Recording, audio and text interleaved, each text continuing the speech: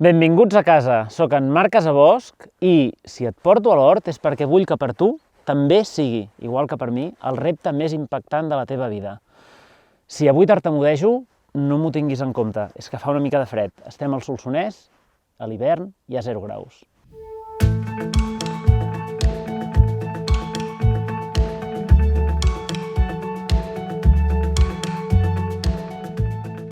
Avui et parlo d'eines. I per què hem decidit fer un tema d'eines? Doncs perquè sembla una cosa òbvia, però és molt important tenir clar què necessitem i què no necessitem.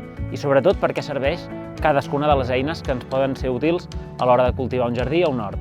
Sobretot per 2 motius. El primer és que no és el mateix fer un hort o un jardinet en un espai molt petit, en un balcó, en una finestra o en una terrassa, amb contenidors, recipients, jardineres, que un hort al terra directament. D'altra banda, perquè el mercat és ple d'eines i abans de tirar la casa per la finestra és molt important tenir clar què és el que realment necessitem, quines eines són útils i mirar també d'alguna forma d'economitzar, és a dir, de veure què és el que veritablement ens farà un ús i què són eines més, diguem-ne, secundàries, que bé, si ens fa molta il·lusió les podem tenir, però si no, no les necessitem per a res.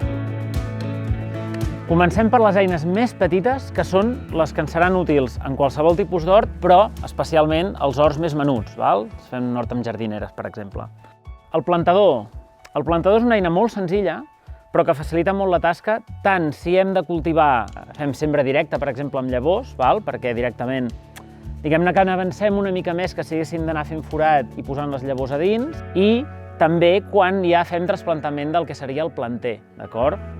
Tisores de podar i de recol·lectar. Si bé les de podar sí que realment són necessàries, les tisores de recol·lectar, que són aquestes que tenen la fulla més fina, no es pot fer tanta força amb elles, podrien ser substituïdes pel que serien unes tisores, unes bones tisores de cuina, també, d'acord? Però, malgrat tot, són pràctiques. És important tenir clar que cadascuna és per una cosa diferent, perquè si podem amb una tisora de recol·lectar, l'espatllem.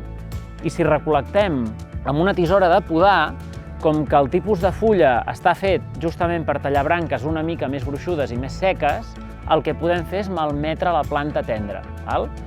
Llavors, tot el que són eines per fer petites podes de brancam, que això quan tenim un petit hort o un jardí sempre és útil, val? Una mica un petit xerrac de mà sempre va molt bé, i per podar algun arbre fruiter, accedir a zones una miqueta complexes que fins i tot amb un xerrac, per més que sigui una eina molt sofisticada, no podríem fer servir. A més, jo, de fet, sempre la porto al cotxe perquè a vegades si vas per un camí i et cau un arbre, sempre tens un petit xerrac que et serveix.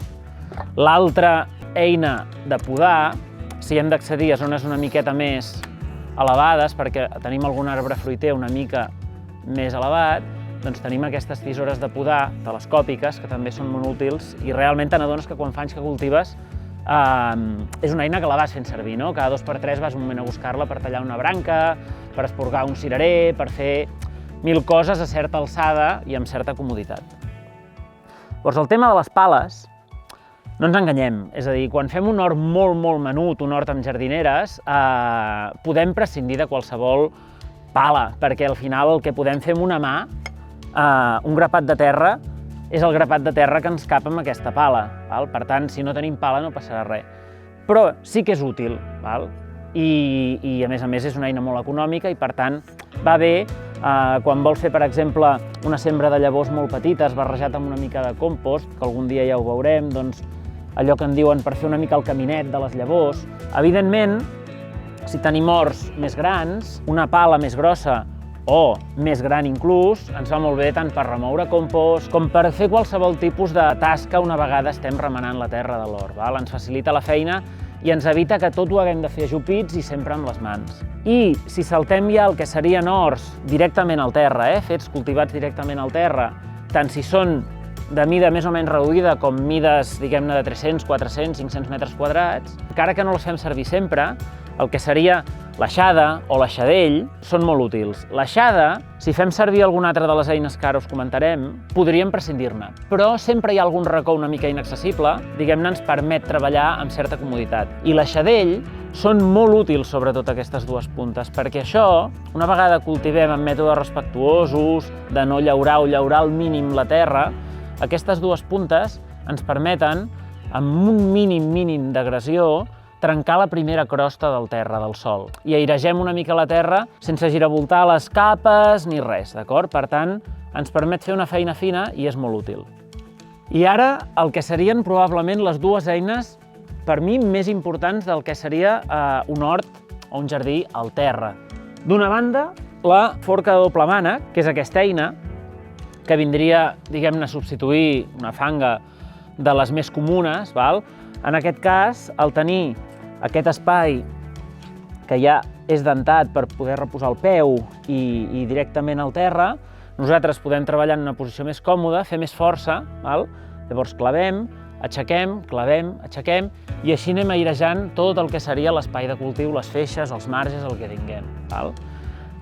Coses a comentar, que tingui, per exemple, les puntes arrodonides. Val? Les puntes arrodonides el que fan és minimitzar el perjudici pel sol. Per exemple, el que són els cucs de terra, amb les puntes arrodonides doncs en malmetem molts menys que no pas si fossin puntes planes. I d'altra banda, tenim la bici aixada, que aquí sí que ja estaríem parlant de l'eina que poc o molt acaba substituint el que vindria a ser un motocultor.